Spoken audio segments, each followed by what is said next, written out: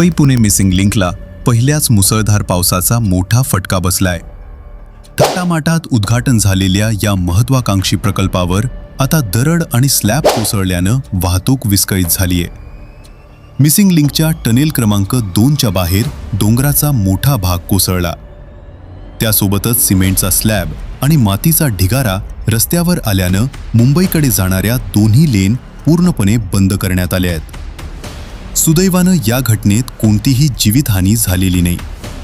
यानंतर महामार्ग पोलिसांनी उर्से टोलनाक्यावरून वाहनं वळवली. त्यामुळे अनेक किलोमीटरपर्यंत वाहनांच्या रांगा लागल्या. जड सिमेंटचे तुकडे आणि लोखंडी सळ्या हटवण्यासाठी गॅस कटर आणि विशेष यंत्रसामग्रीचा वापर करण्यात येते. दरम्यान मुंबई पुणे एक्सप्रेसवेवरही पाणी साचल्यानं आणि खोपोलीजवळ दरड कोसळल्यानं एका लेनवरील वाहतूक काही काळ बंद ठेवावी लागली. जुन्या मुंबई पुणे महामार्गावरही अनेक ठिकाणी पाणी साचल्यानं वाहतूक संथ झालीय. रेल्वे वाहतुकीलाही मोठा फटका बसलाय. खंडाळा मंकी हिल दरम्यान रुळांवर माती आणि दगड आल्याने अनेक गाड्या रद्द करण्यात आल्या असून काही लांब पल्ल्याच्या गाड्या 5 ते 6 तास उशिरानं धावत आहेत. याशिवाय पुणे मुंबई एसटी बस सेवाही पुढील आदेशापर्यंत तात्पुरती बंद करण्यात आली आहे.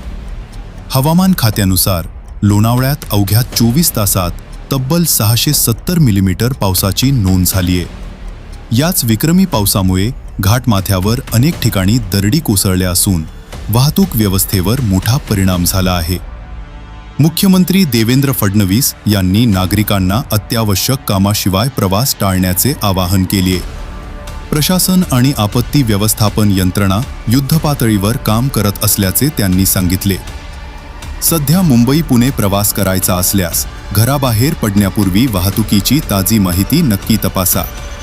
अशाच महत्त्वाच्या आणि विश्वासार्ह बातम्यांसाठी आमच्या चॅनलला सबस्क्राईब करा आणि व्हिडिओ शेअर करायला विसरू नका.